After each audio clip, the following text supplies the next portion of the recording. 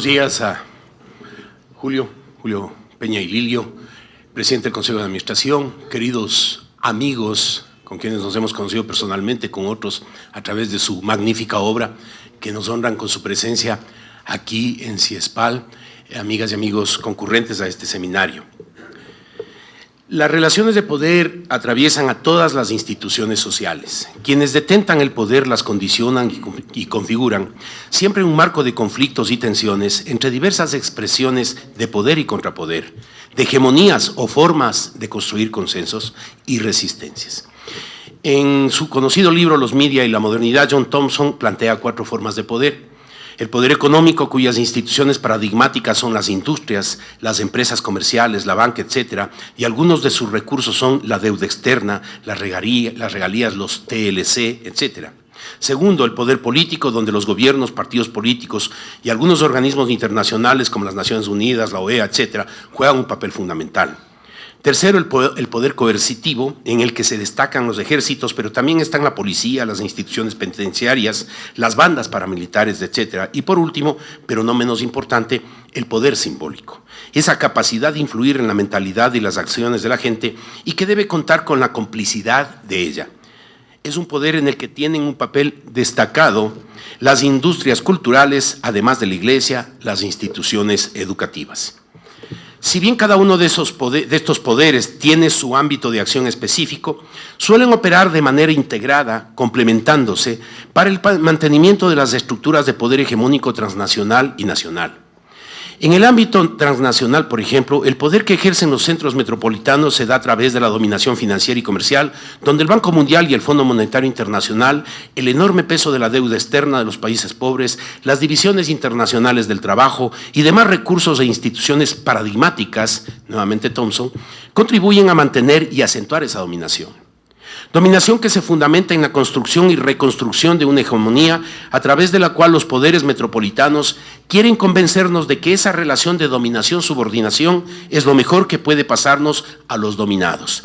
Es esa dominación carismática, en el decir de Max Weber, o ese delicioso despotismo al que se refiere Ramonet, con el que se busca que los esclavos disfruten de su servidumbre, dice él. Y para ello, los medios de información, instituciones paradigmáticas del poder simbólico son ideales, buena parte de las cuales viabilizan una propaganda de acuerdo a los intereses del poder, propaganda que busca influir en la mentalidad y acciones de la gente. Buscan fabricar un consenso, como definió a la propaganda en 1925 Walter Lippmann. Consenso favorable a esa dominación, a esa hegemonía que se hace y rehace constantemente, pues no está dada de una vez y para siempre, y que además está enfrentando permanentemente formas de resistencia, fuerzas y expresiones contrahegemónicas, prácticas de contrapoder que también buscan legitimarse y fortalecerse socialmente.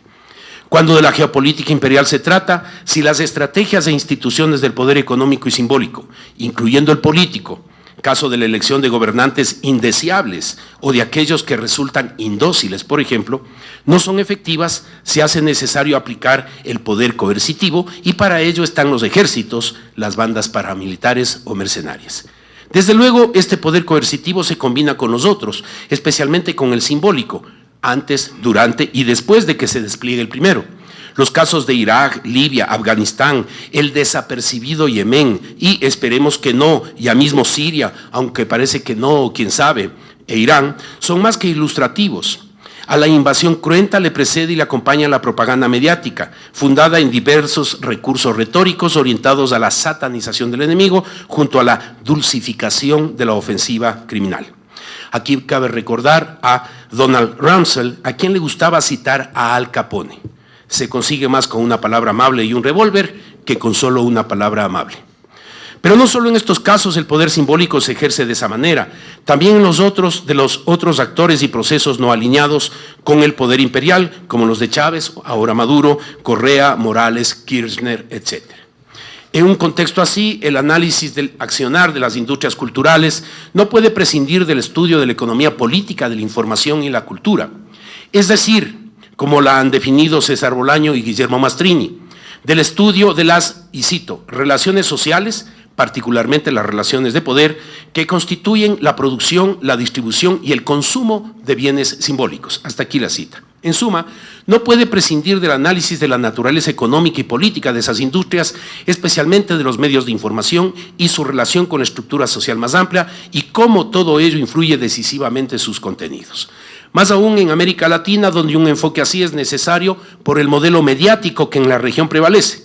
La propiedad privada es la mayoritaria, con tendencia a la concentración, el predominio de la lógica mercantil, de la rentabilidad, que con frecuencia va en detrimento del servicio social y la responsabilidad que deben tener los medios, los cuales suelen difundir propaganda a nombre de periodismo. Fabricar el consenso en lugar de informar éticamente. Un modelo donde los medios públicos y comunitarios son marginales y donde los primeros, a despecho de lo que debe ser un auténtico medio público, en algunos casos responden a los intereses de los gobiernos de turno. No hay duda, en América Latina predomina un modelo excluyente y concentrador, un modelo de medios privados de comunicación en su doble sentido, medios privados por el tipo de propiedad, pero también porque son medios privados de comunicación, es decir, medios en los que hay carencia de comunicación, de esa relación dialogal y unívoca en igualdad de condiciones que debe caracterizar a los verdaderos procesos de comunicación. Aquí se da esa apropiación corporativa de la expresión pública, como define Herbert Schiller, a lo que se da cuenta de medios, cuando de medios privados se trata. Y lo que pasa en América Latina, en Ecuador, es muy dramático, o lo era. Los grandes medios del país, que en su mayoría son medios privados de comunicación, dependen de diversos intereses que responden a una estructura de poder y propiedad que condiciona su labor. Con el actual gobierno, posicionado en enero de 2007, empezó un proceso de desconcentración con la creación de medios públicos y la incautación de las empresas que poseían los prófugos de Isaías, incluyendo sus medios de comunicación que pasaron a cargo del Estado. Por ello, actualmente, desde el gobierno se ha clasificado a los medios estatales existentes en tres tipos: públicos, gubernamentales e incautados. Aunque la Ley Orgánica de Comunicación registró el oxímoron de medios públicos oficiales, que en nuestra opinión no son viables, o son medios públicos, es decir, independientes, por lo tanto no oficiales, o no lo son. Además, debo decir que hay el riesgo de que en la Ley de Telecomunicaciones, ya se ha anunciado, los medios públicos pasen a depender de la Secretaría de Comunicación, con lo cual se estaría dando al traste con ese carácter. Sin duda que esta tendencia a la desconcentración y a la democratización del espectro radioeléctrico en el Ecuador, como ya sucede en otros países de América Latina, se ha consolidado con la aprobación de la Ley Orgánica de Comunicación, en la que se establece la distribución equitativa de frecuencias, el 33% para medios públicos, el 33% para medios privados y el 34% para medios comunitarios. Frente a este panorama de un predominio de los medios privados y de su lógica mercantil, cabe la pregunta: ¿qué hacer? Desde luego no tenemos recetas, pero podemos pensar en algunas líneas muy generales. Potenciar y democratizar las redes de sociabilidad online, como las define Armand Matelar. Quiere reservar lo de redes sociales para esa comunión codo a codo, como decía Benedetti, que se dé en la calle. Lo otro, mediado por tecnología, son redes de sociabilidad online. Fortalecer medios alternativos e integrar redes con ellos. También fortalecer a los medios públicos, pero que sean auténticamente públicos y comunitarios. La educación de audiencias es clave como forma de control ciudadano. Audiencias formadas van a exigir contenidos éticos y de calidad. Apoyar a leyes que democraticen la comunicación, como la que actualmente ha sido aprobada en Ecuador. Y desde luego generar y fortalecer espacios de reflexión y propuestas para discutir estos temas trascendentales, como el que ahora se propone con la organización de este seminario internacional, Economía Política de la Información, Hegemonías y Resistencias. Evento que nos permitirá adentrarnos en las relaciones de poder que se dan en los procesos de producción simbólica y que inciden en los comportamientos de las industrias culturales y sus contenidos, en las estrategias retóricas, discursivas, que circulan a través de los medios con el propósito de generar consensos en torno a los proyectos dominantes, de apuntalar su hegemonía. Pero también esperamos especialmente las propuestas en torno a experiencias y manifestaciones contrahegemónicas que apunten a la ciudadanización de la comunicación, a su democratización, que es el cometido fundamental del CIESPAL. Gracias nuevamente a los expositores, tanto internacionales cuanto nacionales, que han aceptado honrarnos con su presencia.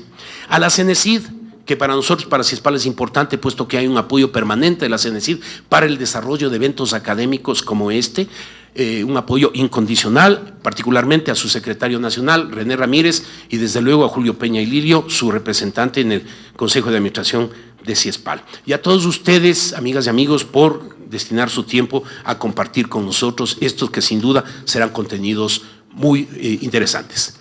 Muchas gracias.